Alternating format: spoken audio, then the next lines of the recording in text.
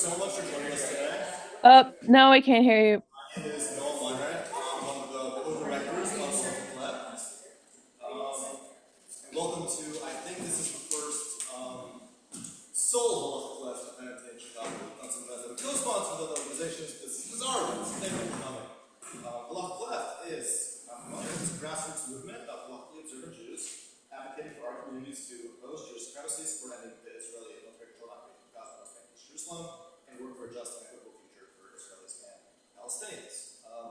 This is the fifth event in a series that we've been running now for a while. We've done many in Boston, DC, Philadelphia, and Los Angeles. You can catch those recordings of those on our YouTube channel. And the series is Jewish Reckoning. And the idea behind the series is that much of our recent Torah writing and teaching has engaged directly with the realities of Israel and Palestine. This program, we're taking an intentional step back towards a broader and more abstract question that underlies a lot of those conversations, which is how does Jewish tradition understand, justify, resist, and reckon with power? So each day of learning is featuring shiurim from multiple teachers, including exploring the dimensions of Jewish engagement with power, textual, halachic, historical, and ethical. And while the sessions will not address the same sources or the same case studies, together we're hoping that they're going to open a shared conversation and provide conceptual tools that can deepen our Torah learning and inform contemporary Jewish moral and political thinking. So we introduce our first speaker, who is Rabbi William Friedman, who is a senior educator of Base Lincoln Park, is a faculty member of Pardes North America, and a doctoral candidate in ancient Judaism at Harvard University, where his research explores legal reasoning and rabbinic law. He received rabbinic ordination from Rabbi Landis, former director and Rosh Yeshiva of Pardes University for Jewish Studies, and holds an MA in Talmud Arabics from the Jewish Theological Seminary. With a passion for deep and accessible Jewish learning, William has studied and taught at institutions including Pardes, the Conservative Yeshiva, Yeshiva Sofei Torah, the Jewish Theological Seminary, Academy for Jewish Religion, and Hebrew College. He lives in Chicago, Illinois, with his spouse, Sarah Palmer, and their three children. And we'll be speaking now about legitimate violence and its costs, limits, and consequences of self-defense war. So without further ado, Rabbi Will Friedman. Thank you. First off, so nice to, honored to be invited, and second of all, it's really nice to see familiar faces and new faces, and look forward to some of them together. So I want to start by asking you guys, asking folks a question, which is killing people bad? Who thinks killing people is bad? Okay, Eli's cool with killing people, but or was it good? See, sometimes they ask you gotcha questions, okay, great. So given that you all think killing people is bad, we're done here. We don't have much. The shiur that I wanted to look at, though, is to take a more in-depth or perhaps nuanced view of that question, and to explore ultimately a question which is to say, what is the moral status of killing within contexts where killing seems to be either justified or necessary or both? Because I think there's a tendency to say, well, yes, obviously lawful killing is bad. Somewhere in the Torah it says, lo tirtzach, like don't murder people. There's all sorts of consequences spelled out for legitimate killing of people. But at the same time, the rabbis understand the Torah as saying, Bala l'gecha, someone who comes to kill you, ashkem l'ergo, get up and kill them first, right? And that is a apparently morally legitimated position. Certainly it seems to be a pragmatically legitimated position, right? Torah shouldn't be a suicide pact. And so the question is, okay, so the problem is once you open a space within a taboo, then you create the possibility of bad actors driving trucks through that space. Because if you can define basically anybody as coming to kill you, as long as that can convince you, right, and convince enough others, no matter how tenuous the coming is, right, no matter how immediate the coming is, then you just create a justification for killing anybody you want anytime. So that seems like a problem, right? It seems like a problem that if you have a possibility for the justification of any act, really, then we could taboo perhaps to the point where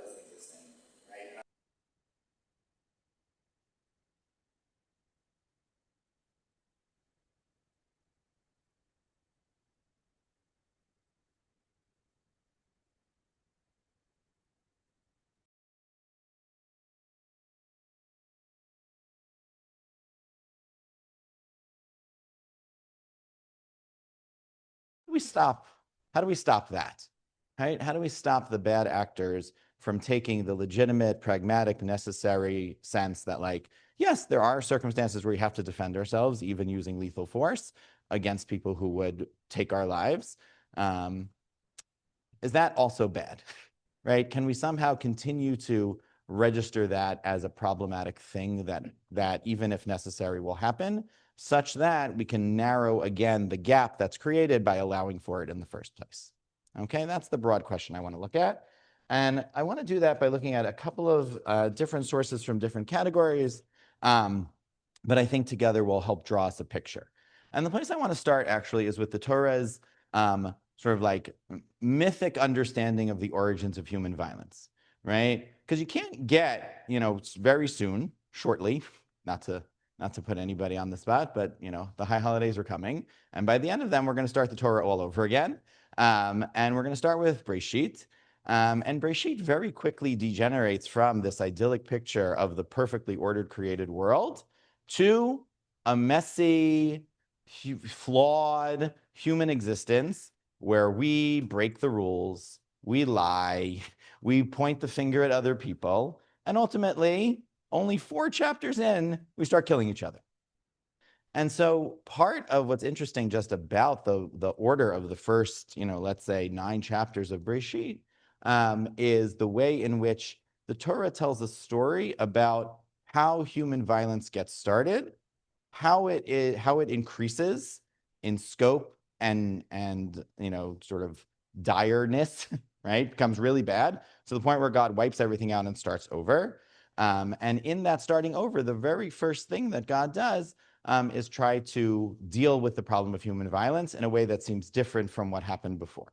Okay, so I want to look at those selected episodes from Breshit with some depth.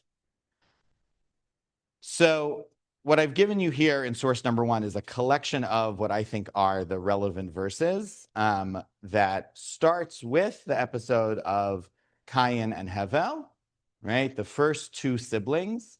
Now, I'm an only child, so I have a very difficult time understanding anything to do with siblings. I have 3 kids, and I don't understand why they fight with each other all the time.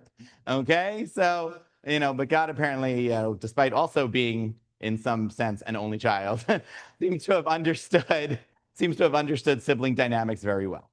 And so we have this first conflict between the brothers, Cain and Hevel.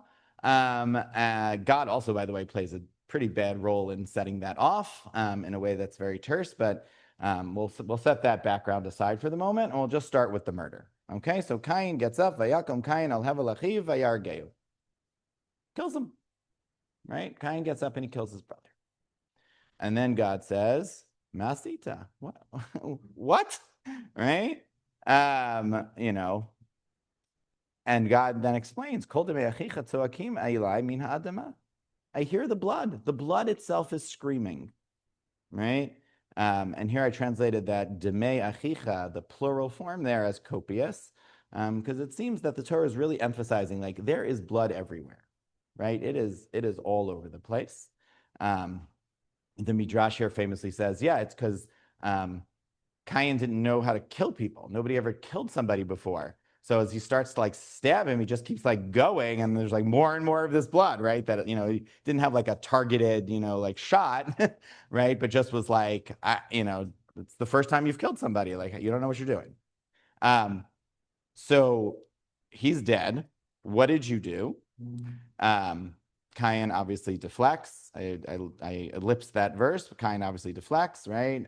Am I my brother's keeper? I say this to my children all the time. What's the answer? Yes, right?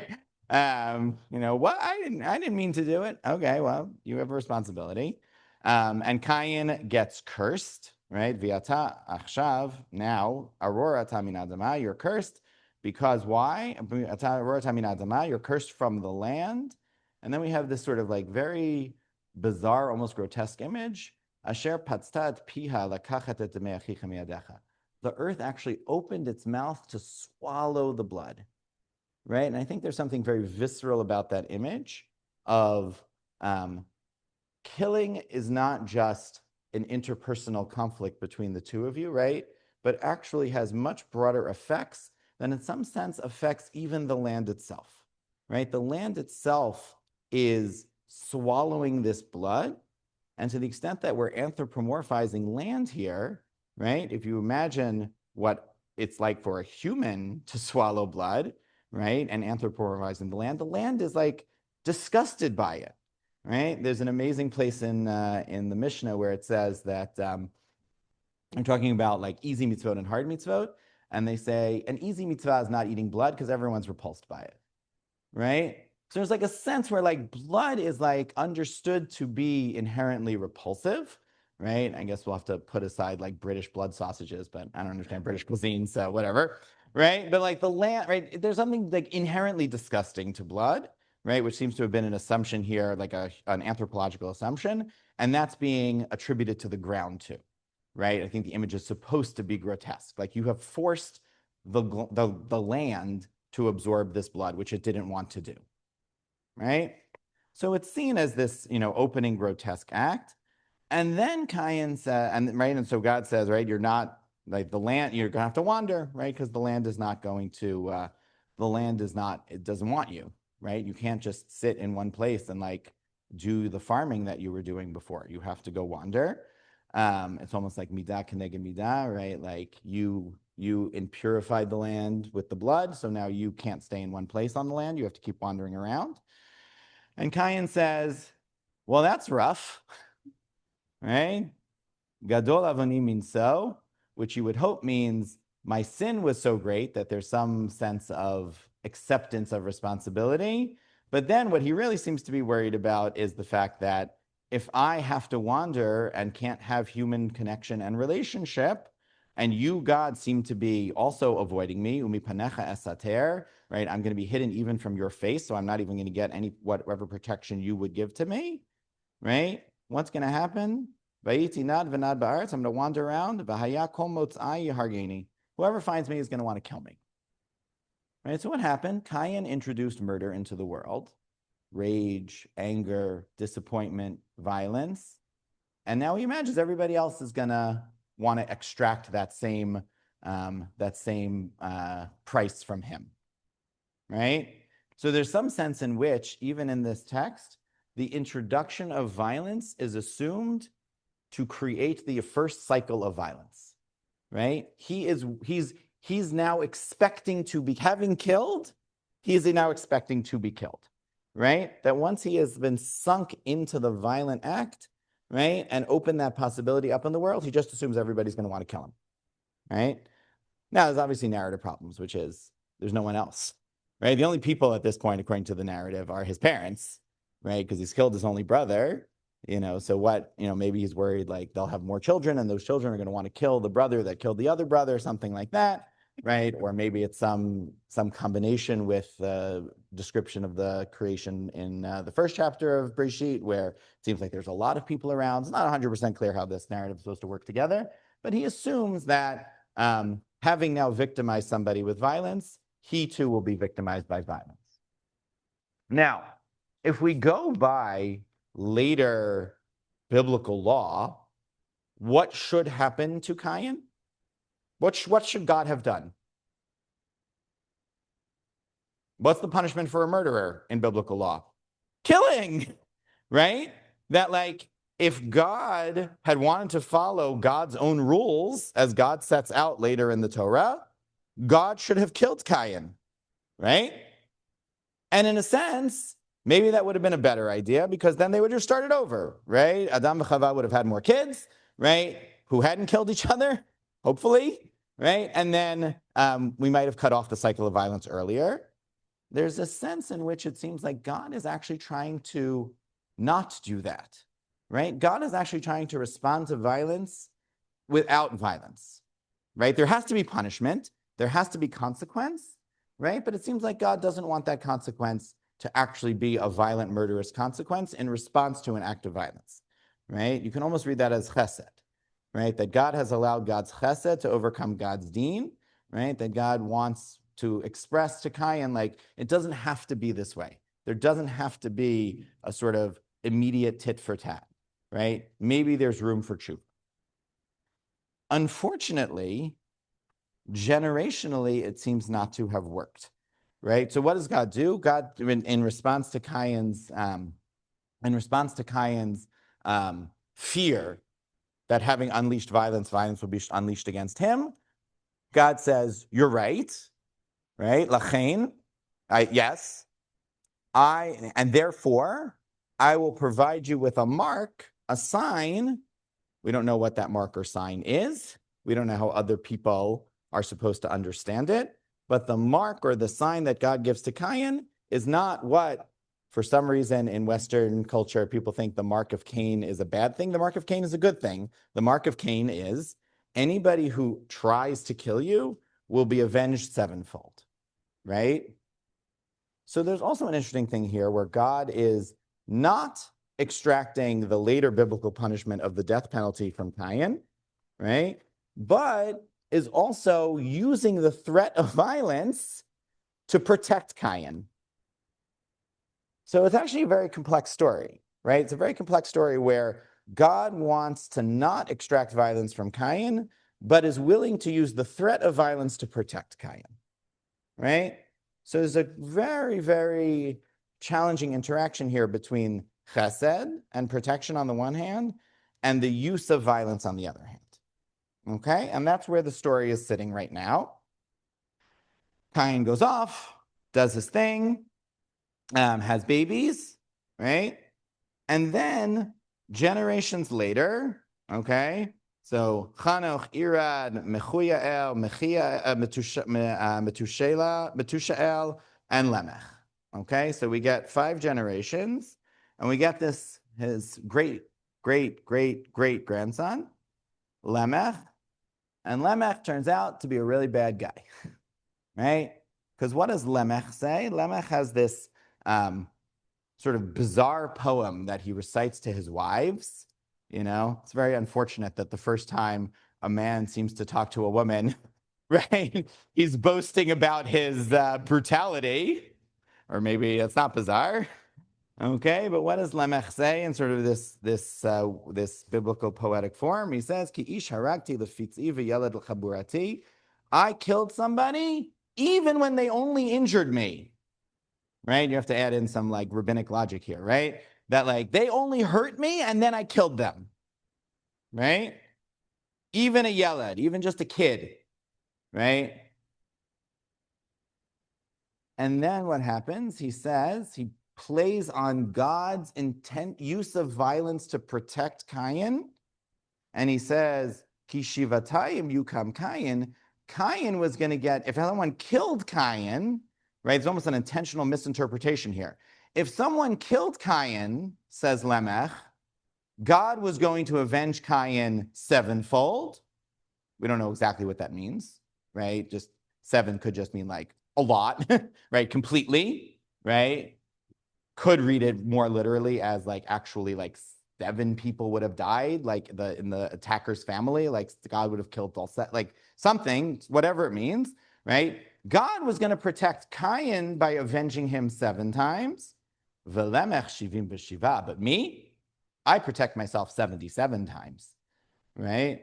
In other words, Lemech says, oh, I'm going to take the example of God who was willing to use violence to protect Cain's life, and I'm going to, first of all, take the place of God, because God's not doing the killing here. Lemech is doing the killing, right? Lemech is doing the killing, and Lemech says, I'm going to take God's example and multiply it by 10, right? So what do we have here? We have an example where God tried to do a chesed, right? Tried to do something nice for Cain, didn't give him the capital punishment of death for having killed his brother, but then used the threat of violence to try to protect Cain's life. And then Cain's descendants claimed the right to use violence to protect not just their own lives, but themselves even from possibly minor injury, right? Anyone gets in my face, I'm going to kill him. Questions, comments? No? Okay.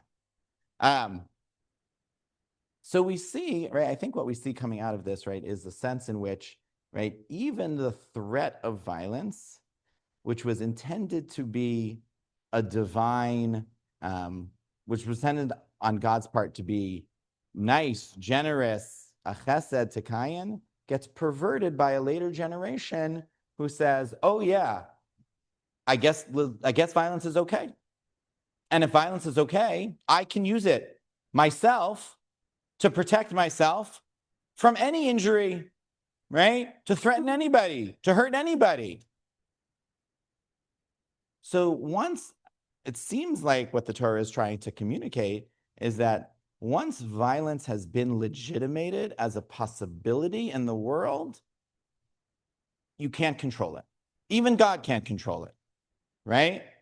For whatever sense of free will that the early biblical texts seem to assume, right? God does not intervene to kill Lamech, right? God does not intervene to stop Lamech from acting on his violent impulses, right? He says he did it, right? I killed somebody just for injuring me, right? And I'm going to do it again and much worse, right?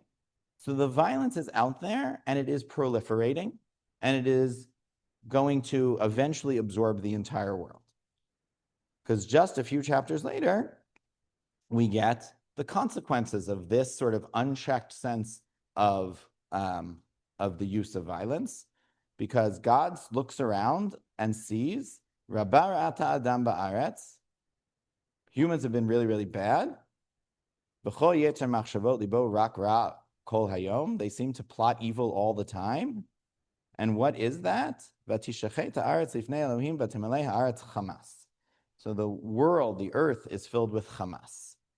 Chamas is a word that is used in other parts of Tanakh to refer to all sorts of different kinds of sins, all sorts of different kinds of wrongful acts against others between human beings. But the primary one seems to be murder. The primary one seems to be killing. And that is borne out by what happens immediately after the flood, right? So God says, I regret having done this. I regret having created these people. It's not clear if God takes any responsibility for the spread of Hamas, right? For the spread of the violence that may have been caused by or allowed to spread either by God's act of mercy towards Cain or by God's willing to use the threat of violence to protect Cain. But whichever, even in the absence of that acknowledgement, it seems like that's what set off the chain that has now corrupted everything, destroyed everything, and gotten God to the point where God is ready to say, I'm done, let's start over. And what's very interesting is the way in which the starting over sets out a new relationship, a new set of rules and consequences. So we get, a yada, yada, yada through chapter 7 and 8.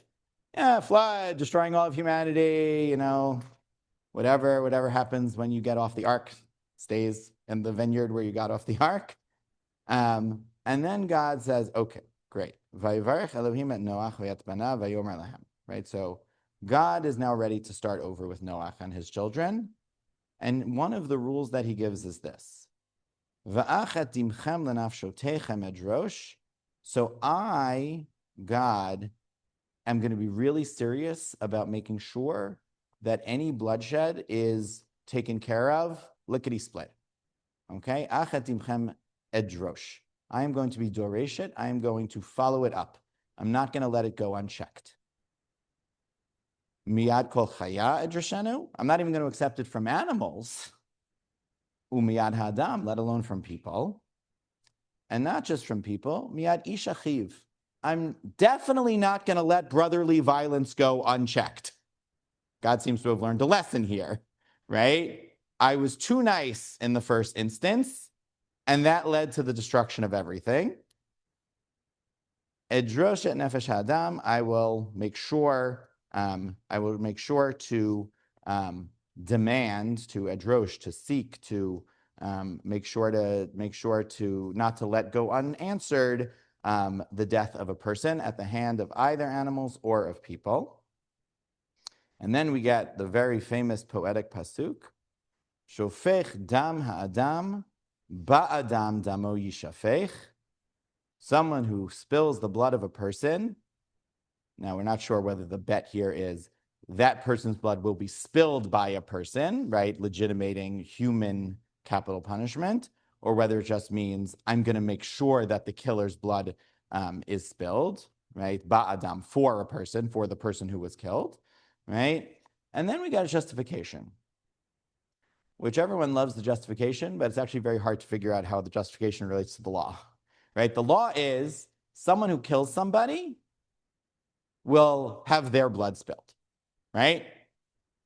And then, ki b'tzelem Elohim asat adam, because God created people in God's image. So let me ask you how that works, right? Because the justification, which harkens back to the first chapter of Breshit, right, says God created humanity in God's image. I'm ignoring the plural. Problem for another time. Here, God says, yeah, remember that I created you in my image? That means that anyone who kills another person has to be killed. How do you think those two relate to each other? How is it that the fact that humanity was created in God's image justifies the institution of capital punishment? Like, how do those relate to each other? What do you think?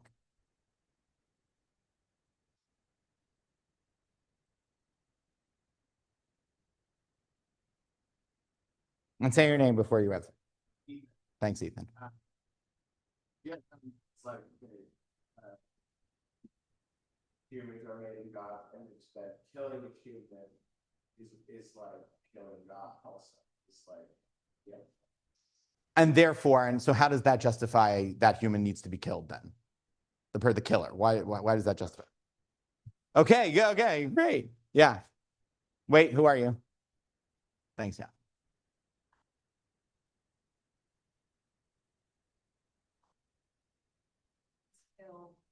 Or when he killed Abel is like the divine image is removed from him in some way. Anyone who finds me will kill me until I'm marked by the fire.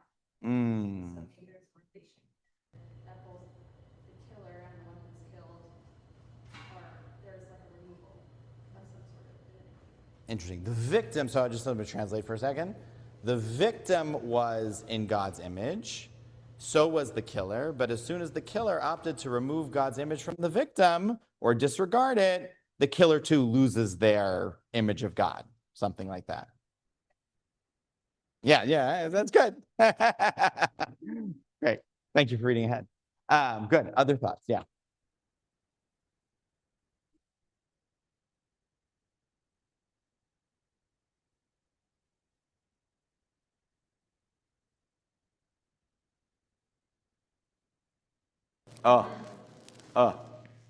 So God's a killer. Good.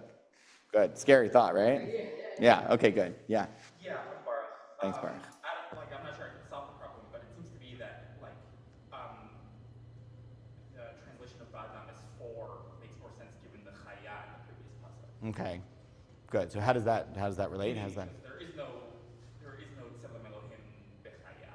Right. And so it must be referring to the victim, not to the Good. So that goes back to Yafa's comment, right? That the victim, right? Like we're all B'Tselem Elohim, right? But victims of violence are more, right? Good. So perpetrators of violence, right? There's sort of a negative inference, right? Perpetrators of violence are actually not human on some level, or not B'Tselem Elohim on some level. Or it's just not relevant, like the passage. Right. That's not relevant to that. Okay. Good. Other thoughts?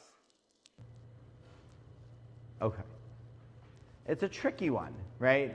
And often my dissertation is basically about like legal justifications. And so sometimes there are gaps between the justification and the law being justified that you sort of have to try to narrow. And here I think the gap is, there's a gap. There's like a significant gap, right? Because you might have thought, right, my instinct is, right, and I think many of our instincts when we talk about humans being created b'Tselem Elohim is like, that means that human life is totally inviolable, right? which should imply that no matter what you do, right, no matter how bad you are, or rather how bad the acts you commit are, right, you still have that spark of the divine in you, which should grant you some dispensation, right? In the same way that Cain was granted dispensation, right? God did not kill Cain for having killed his brother, right? Against this pasuk, right? And later pasukim about the punishment for murder, right? So that's how I would want to read it, right? And yet the pasuk simultaneously demands the death of the killer. Yeah. Who are you? Thank you. I'm thinking about the 777 response. That it seems that the rather than, and I think contrast it putting on the cycle of violence, because it seems that Cain is concerned, or there's a 7 times punishment for the killer of Cain, and then Lemeth takes that as justification to say there's like an arms race of I will create a recompense that's even greater, and so the incentive there is like, well, I'm just going to have the most capacity to do violence, and then no one will ever hurt me. So you end up, 777 and 7,000, and usually a shared destruction thing happening. But Tselem Elohim is actually the fundamental lowering or reduction of human life to like X equals 1. Right? There's no like my blood is better than yours. Everyone is made in the equal image. And so the only thing to do, rather than this person was killed, so we have to kill 2 people, is it's only 1 for 1, and it's only that person. Good, very nice. Right, so God basically is like, I was wrong, right? I was wrong to say Shivatayim, right? I shouldn't have said 7. And maybe God also seems to be regretting having let Cain live in the first place, right? Because Cain seems to have had been the progenitor of a line that culminated with a Lemech, right? And wouldn't it have been better to have cut that off root and branch at the start, right? There seems to be a sense in which, and this is the uncomfortable conclusion from this text, right? Which is to say, the chesed that God showed to Cain, right, actually had very negative reverberations down the line, right? And that, in a sense, right, if I'm understanding and maybe extending your point about Tselem Elohim is kind of like taking a broad view of what is going to minimize the reduction of the Tselem in the world, right? I thought the best way to prevent killing was to not respond to violence with immediate violence, right? But to threaten protection.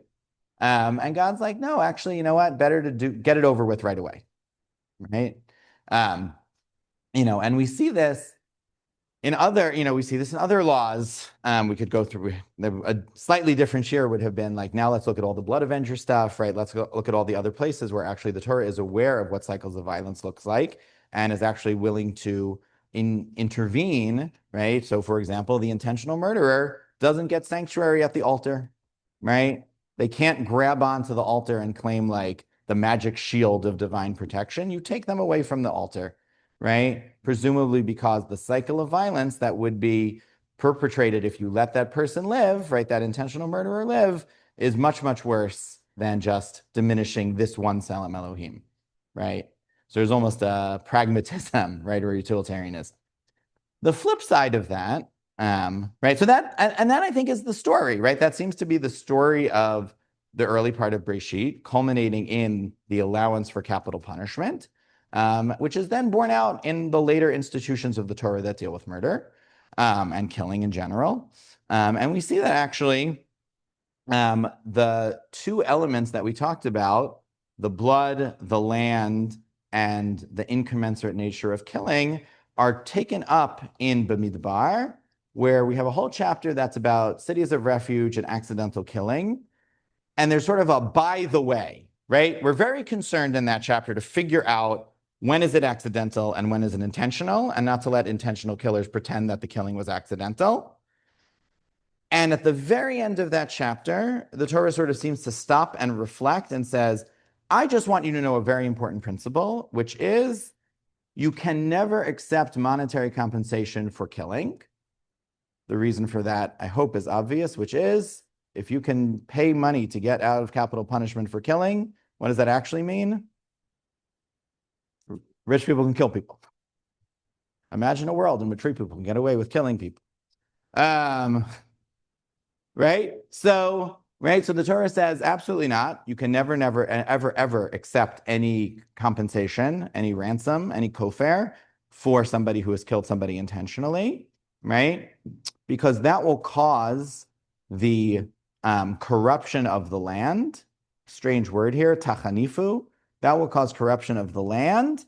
Why does it cause corruption of the land? Ki hadam hu yachanif et haaretz. The blood itself corrupts the land, right? That is a basically explicit callback to Cain, right? You killed your brother, the land, the Adamah opened its mouth and swallowed all of that blood, and it's disgusted by it.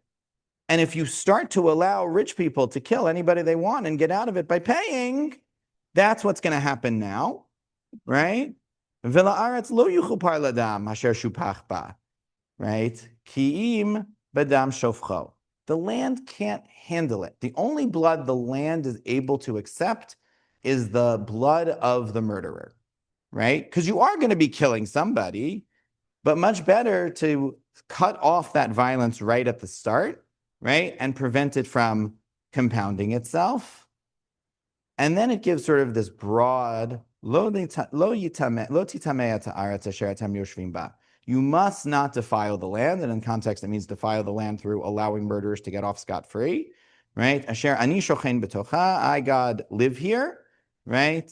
Ki ani Hashem shochen betoch b'nei Yisrael, that you live, and then I, because I live with you, right? So God is grossed out by unrequited murder, right? And can't handle it and doesn't want to be there. I don't want to be in a place where there's like blood all over the place. It's gross, right? Stop, one for one, like you said, Avidan. The flip side is, can we imagine a different world?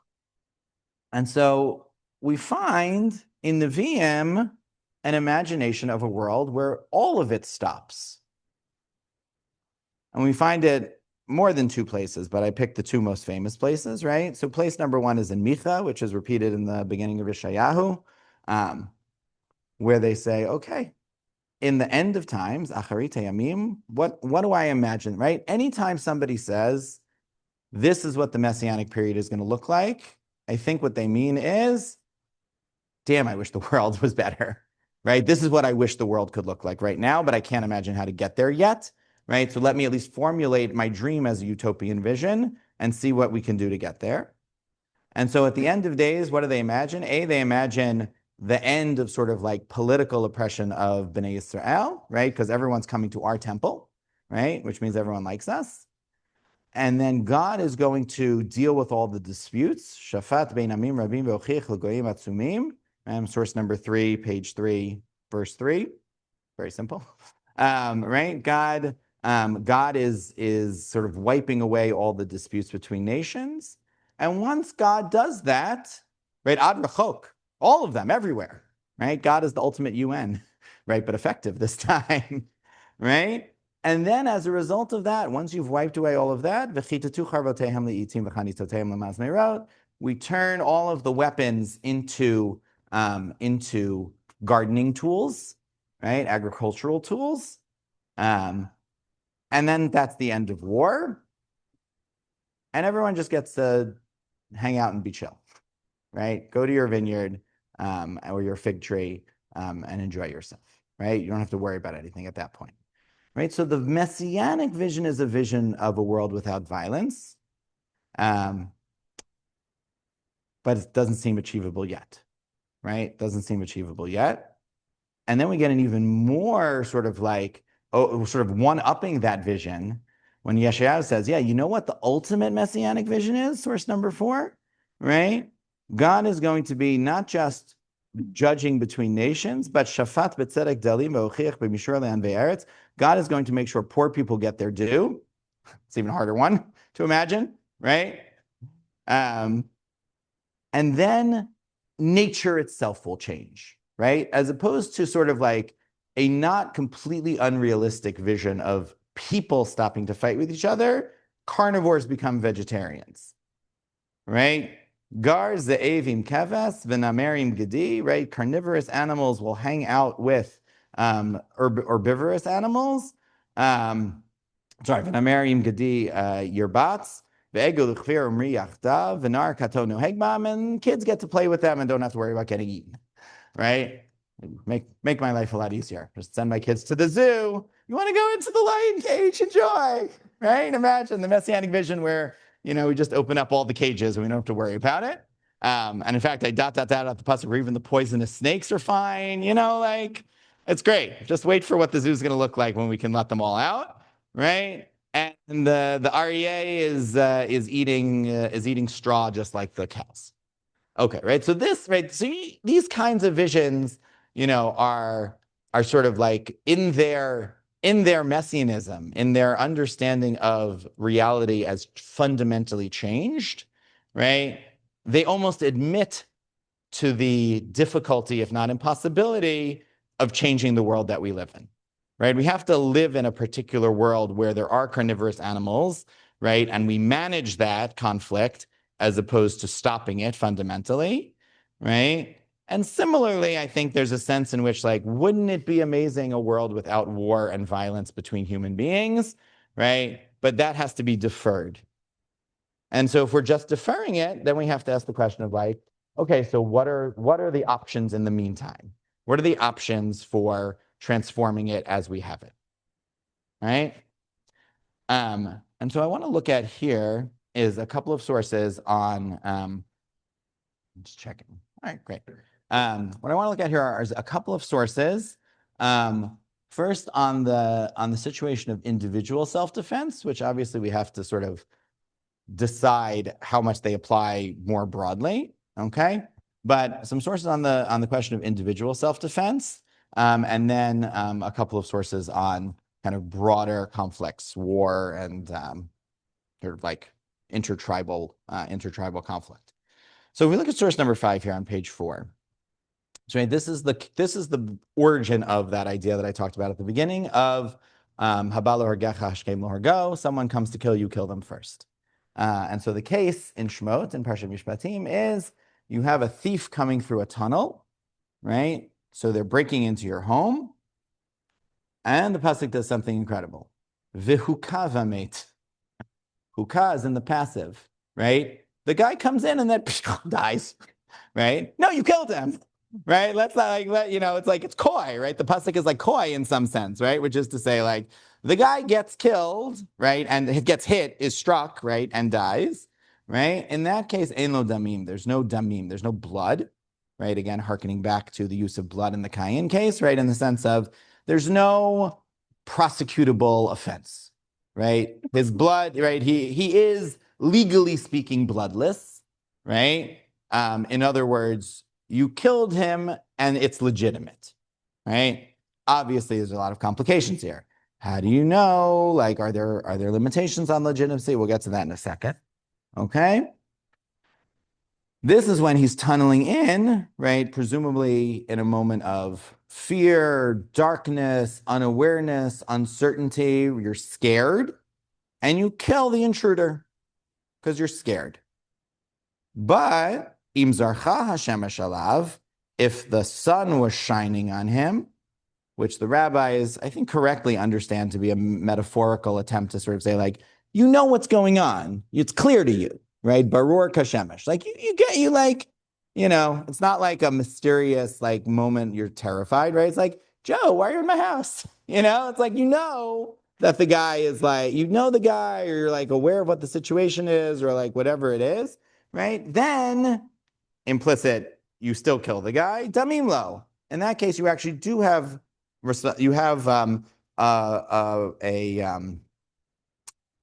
legal right to kill the person. Not you have no legal right to kill the person, and you are prosecutable for having spilled their blood, right? So already I want to point out that that's the very text that serves as the origins of the idea of self-defense and the use of lethal force in self-defense already puts a limit on it. It's not just, castle doctrine, I'm in my home, someone's coming in, I can just carte blanche kill that, stand my ground and kill them, right? Actually, the Torah still requires discernment, even in the act of self-defense. You can't claim self-defense if it's provable that the situation was not going to escalate to the level of violence, right? That's the first thing to notice, right? That the Torah already puts a limit. And then the rabbis put an even further limit. They say, even in the first case, right? The thief is tunneled in and you're scared, right? Or in the case that the Torah is understanding, the sort of broader case of rodef achar chavero, someone is running after someone to kill them. The Mishnah is it's in the Mishnah. This was probably quoting the Mishnah. This is a parallel text of the Mishnah. Matzilin oto benafsho. You can save him with his life at the cost of his life. Presumably, the simple sense is save the victim at the cost of the life of the perpetrator. And then they say ketzad, which is always an amazing rabbinic statement because it's what's called an okimta. They put a limitation, right? The Mishnah says you can do whatever you want, and then the Breita says, well, hold on a second. Ketzad, how are you allowed to do it? Koteelo echad me'evarav. You should first try to stop him non-lethally. Cut off one of his limbs, right? Use non-lethal force first. Only if eino yachol la'amod bo, you're not able to do that. It's not 100% clear what if la'amod bo here means.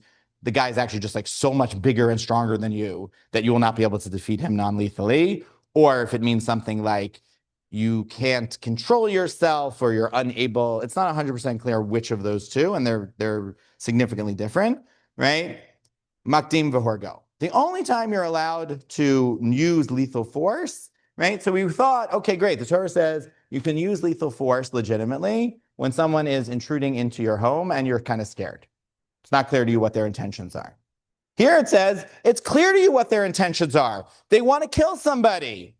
Even so, you have to not use lethal force against them if at all possible. Right? The rabbis seem to be pulling back even farther from what the simple sense of the Torah would allow, right? Presumably out of a sense of, hold on, I have a whole strand of text in the Torah that seem to think that violence and bloodshed are really, really bad, right? So you might have thought, okay, violence and bloodshed are really, really bad when the victim is innocent. No, even when the victim is a murderer or about to be a murderer, you have to restrain yourself if at all possible. If not possible, okay, that's one thing, right? Because they were choosing between two Tzelem Elohims, right? But if you have the choice of saving all the Tzelem Elohims, of course you have to restrain yourself. What are you talking about? Right? So the rabbis are already imposing an additional set of limitations. And the Rambam says, yeah, and you know what? If you don't do this, you're a murderer. Chayav mita. You are the one, you're a shofech damim, and you deserve the death penalty. We don't impose it, God imposes it. Right? Because it's very difficult to discern the difference between I could have stopped them non-lethally and I chose not to, and I was unable to stop them non-lethally, and I really wanted to save that person's life. Right? It's very difficult for any human court to discern that, right? And so the Rambam says, I'm going to leave that one up to God, right? But it's still on the books as a judgment. That person is a shofech damim, right? And we've seen the cases where you're like, really? You really had to go that far? Right? There's like a sense of, right, the text is pushing for a restraint if at all possible. And then the Yerushalmi in a different part goes even farther and says, well, hold on a second. You've got person A chasing person B to kill them. And then what happens if the situation reverses? So A is chasing B, right? What happens if the situation reverses and B turns around and tries to kill A? Do we then try to save the initial pursuer at the cost of the life of the person who was initially pursued because we flipped roles? So it's not 100% clear what this case is talking about, but commentary in source number 9, I think, does a good job of saying, you know what this case probably is? This case is probably the case where A was pursuing B, B got the upper hand over A, right? Flipped the script, overpowered him. That's where the Torah said, or the Mishnah, right, says B has to restrain themselves and not kill A if they can do it, if they can stop A non-lethally, right? I can disable without killing.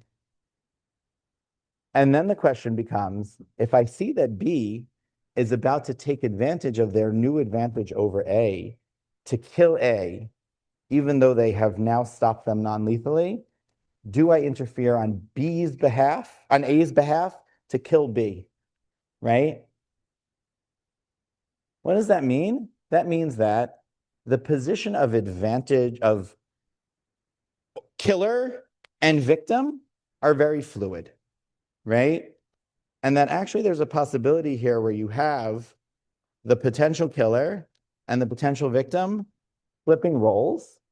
And in fact, what the Yerushalmi is asking according to this commentary is, maybe it is the case that, so you have two possibilities. One is, okay, but A started it, right? A started it. We love to say this, right? Say this to my kids all the time. He started it. Or you could say, no, we have an ultimate goal here of preserving the maximum number of Tzelem Elohims. And if you have a case where you really could stop that person non-lethally, and now the victim is in the position of aggressor vis-a-vis the original pursuer, now that person is the innocent Tzelem Elohim. They were stopped, right? And what we want to do is cut off the violence. Well, now B is the violent party. So we got to stop B, not A, right?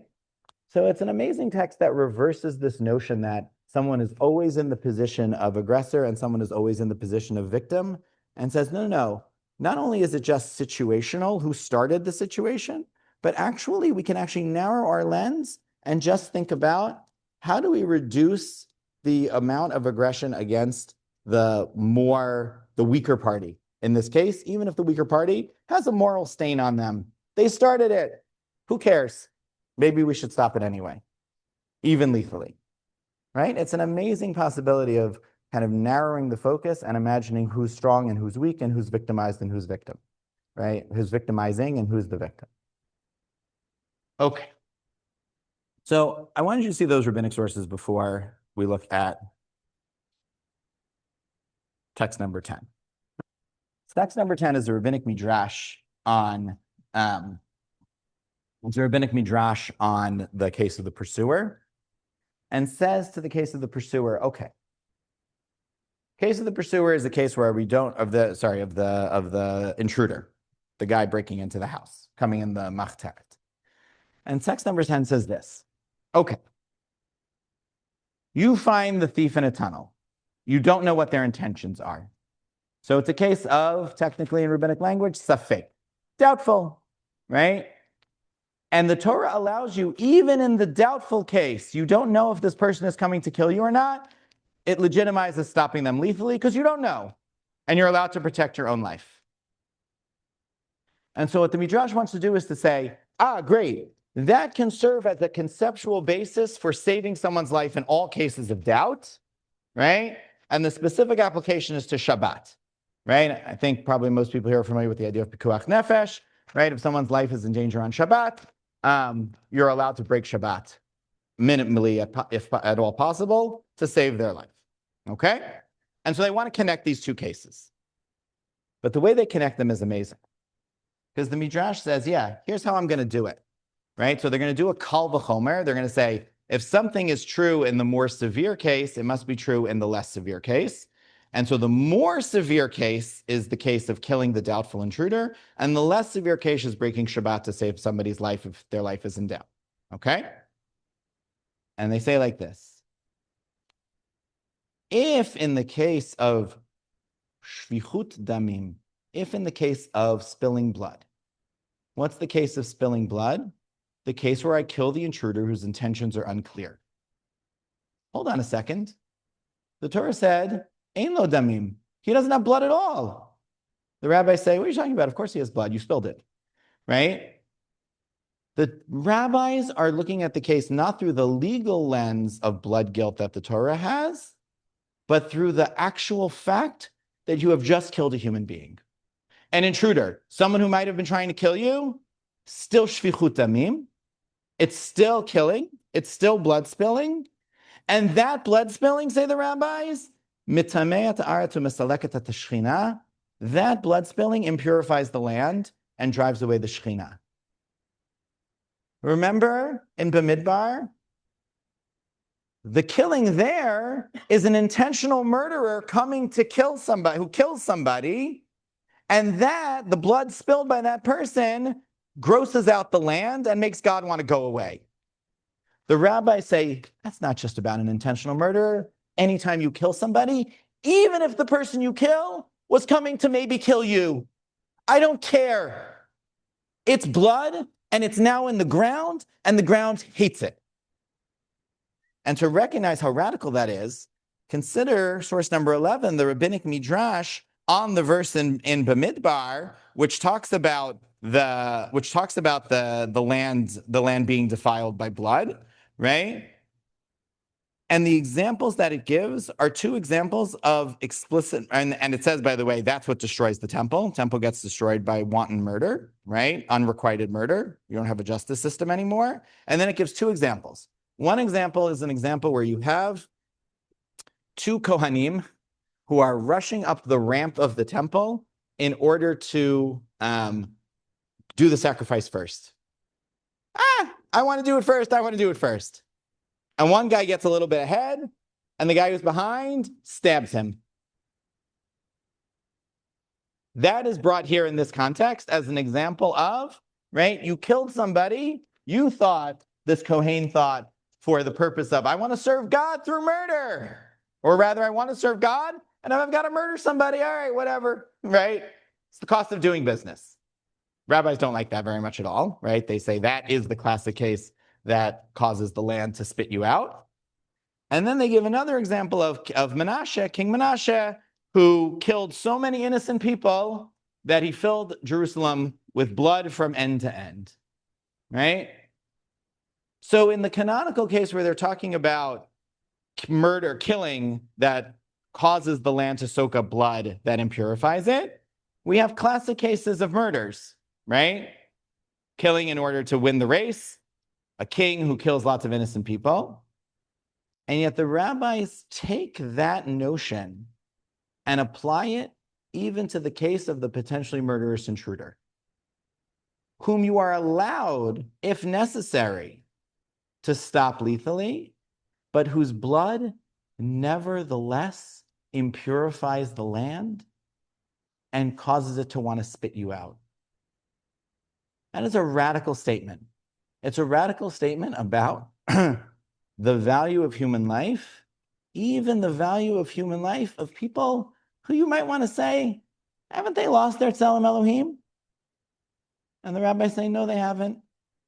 And that dam is just as disgusting to the land as the dam of the people who are totally innocent, right? It's a radical reimagining of the effects of killing and of the effects of murder, even in cases of legitimacy, legitimate self-defense. It's legitimate, legally speaking, to kill that intruder, but damn does that have the same effect as every other act of killing. God wants no part of it and wants to leave. Done with you. Couldn't you figure out a way to make it not happen in the first place? Right? Why is this happening? And that actually gets applied. And here I'll conclude with just one of the two examples. You can look at the other one of King David. It's well known. Why wasn't King David allowed to build the temple? Shvichut damim. He killed too many people. Except there's a problem. Because there's a different verse that says, David never sinned except in that minor matter of Uriah and Bathsheba. All right, fine. Sexual desire is one thing, right?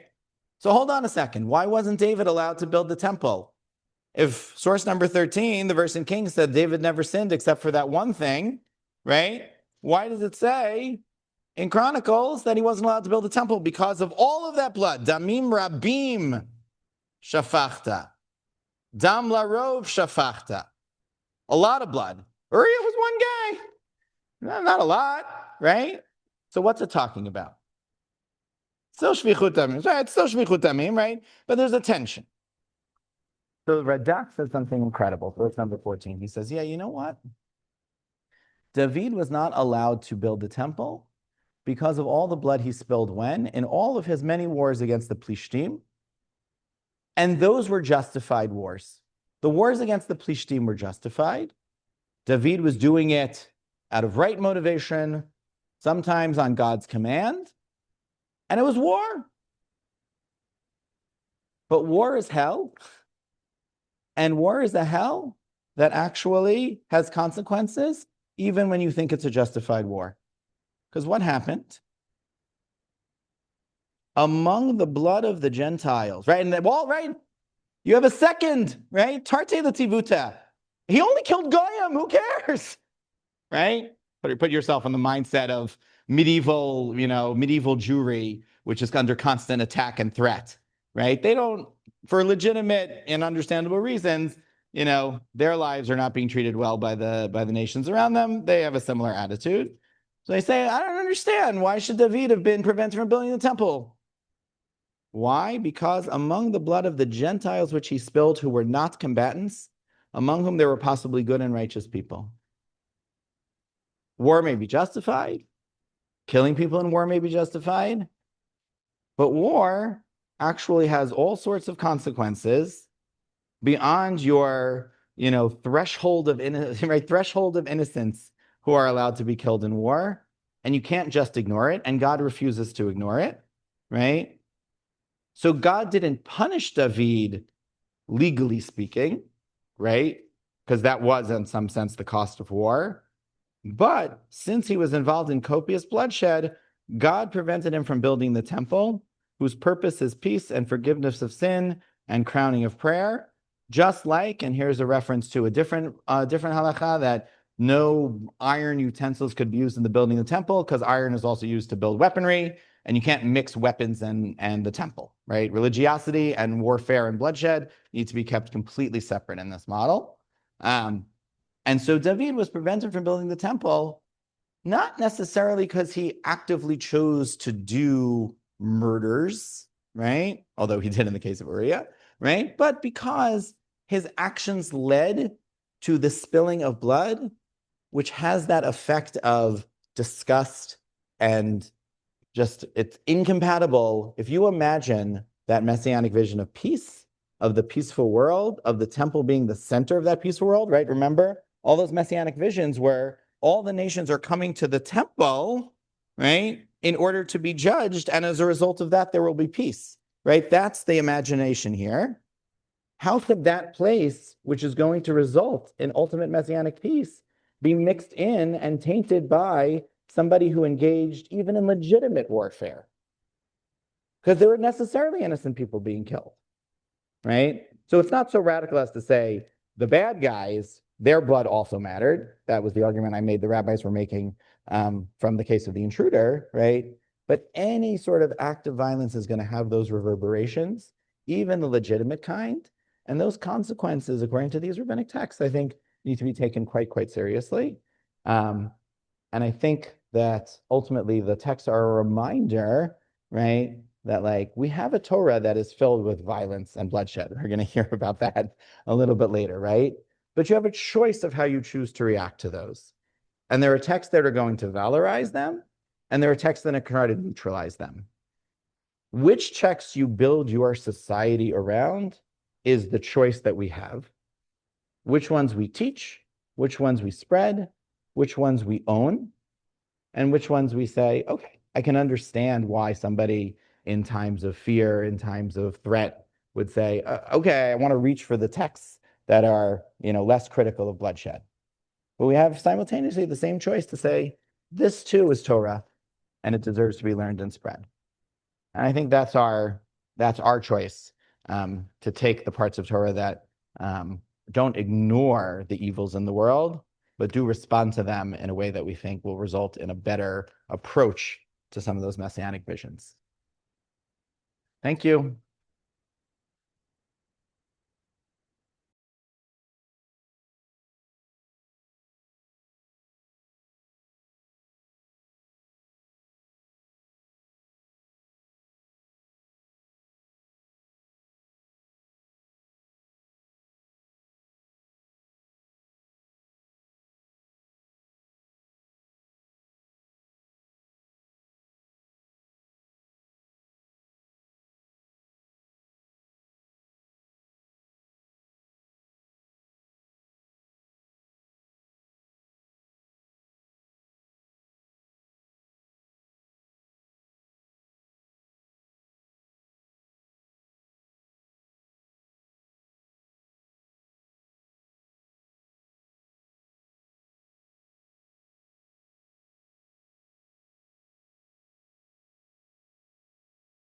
Honestly, because it's known, or how do the rabbis deal with that contradiction of saying it's not spilling? Right. Okay, good. I'll get back to that. Any other questions? Thoughts? I can take that one. I'm gonna give people time to think. So just in response to that question, I think it's a real move. I think it's a rabbinic interpretive move. I think the simple sense of the Torah is exactly that. Ein lo damim, there's no blood, right? It's not meaning obviously there physically is blood, right? But for the Torah, they're saying, no, look, it was the legitimate case of self-defense. So like we treat it as if there's no blood there. It's an interesting idea that also like it's happening in the dark, right? So like in some sense, like the blood is like a little bit less viscerally experienced. It's an interesting idea.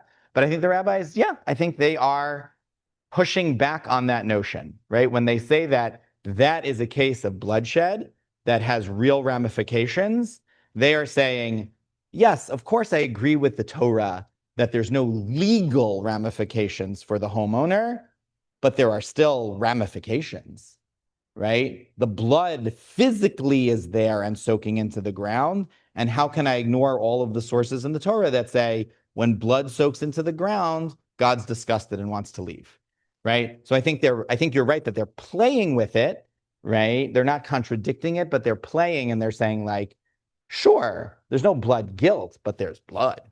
And that matters too. Public nature, at least there's a conscious nature of the killing. Like I think, and this is how I'm reading the passive tense, right? Not only is the thief in the tunnel and it's dark, right? The action that the homeowner is taking might not be with the intention of killing. That the self-defense, whatever it was, and like and that also gives like all the gesturing around non-lethal force when possible. Right. So then and then the person was killed in the dark. Right, so there's no culpability. But if there was light, Zartha Shemesh, and the homeowner is conscious of the fact that they are using lethal force, then there's culpability. Right. So what I like about that is even if that's I think a case of rodef not sender death. That once the homeowner realizes they have the ability to use lethal force, that somehow puts them in a position of power relative, and then they're culpable the same way that. In the case of the filming that the rodef not sender death, then it becomes. Very nice, very nice. There's an interesting text. I didn't bring it here, but I can say what I want. So, so the Ran, Rabbeinu Nissim, a medieval commentator, he says, so the Gemara, when it says, wait a minute, why is it legitimate to kill somebody in a case of safek, right? That's so weird. I should only be allowed to kill somebody if I know for sure they're going to kill me, right? Why do I get to kill them in a case of doubt? What? We don't say, for example, that in a case of doubt regarding someone's life, we go by the lenient side, we go by the stringent side, right? So the Gemara says it's because the thief knows that the homeowner will protect his property with his life. Ein adam ma'amid that's mo'al mamono. A person will not restrain himself when his property is at stake. Therefore, any intruder is aware that the homeowner will use lethal force to defend his property. Therefore, he knows that he might have to use lethal force to take the guy's stuff. Okay, clear? So the Ran says, doesn't that make the homeowner the pursuer? Because the thief wants to come in and just take stuff. The homeowner is the one, because he's like so crazy about how can you steal my lamp? I'm going to kill you. And then we legitimate that impulse, right? So the Ran doesn't have a good answer, right? Sometimes the questions are better than the answers, right? Because he's stuck with the Gemara, right? The Gemara does seem to legitimate some sense of like the escalation of lethality, like on the homeowner's part, even though the thief only wanted to steal something, right? But I think you're right, to say that like, like the Zarcha Hashemesh case where it's clear the sun is shining, right? Metaphorically speaking, right, is exactly a case where we say like, okay, even if we're going to legitimate the homeowner using lethal force to defend himself, i.e. his property, right? That must have limits. Now, there's a terrifying Yerushalmi where Rabbi Shimon ben Yochai says, no, actually someone who invades your home and takes your stuff, you can go up to them and shoot them in the head on the street and take your stuff back. It's crazy. It's a crazy dat yachid. It's a crazy individual opinion, right? So like I said, we have choices of which sources to emphasize and de-emphasize, right? I would like to very much de-emphasize that source while also acknowledging, right, that that is the logical conclusion of creating any case where someone can use lethal force to defend their property, right? So our tradition is very problematically multivocal, right? We all love to say like, oh, the multivocality is beautiful, right? It means we have different opinions, whatever, right? Sometimes multivocality is like, we give voice to like the worst possible impulses that human beings can have, and sometimes even legitimate them, like individuals will legitimate them, right? And we have to decide how we're going to react to that, right? But yes, I think you're right that like these texts, the ones I chose to emphasize today, are the texts that would sort of like say, no, that's an illegitimate, those are illegitimate uses of force, right? In cases where like you're just not allowed to put your property over other people's lives, right? Good. Yes, one more, last one. Sorry, what's your name? Say your name. Suzanne, thanks.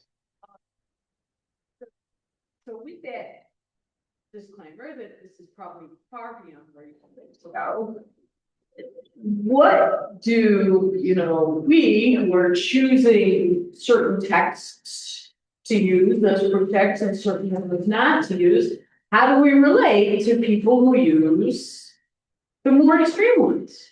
And this is not a favorite issue. Not at all. Not at all. I think it's actually for me, I'll say, I want to thank you for articulating that. For me, that's a core question, right? Because it's like,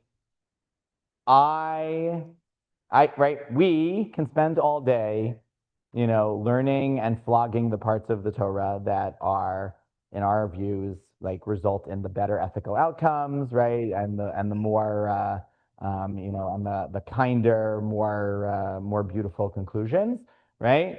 But forget the devil can quote scripture. Other Jews who are reading the same texts are able to quote texts that push back very hard on these texts, right?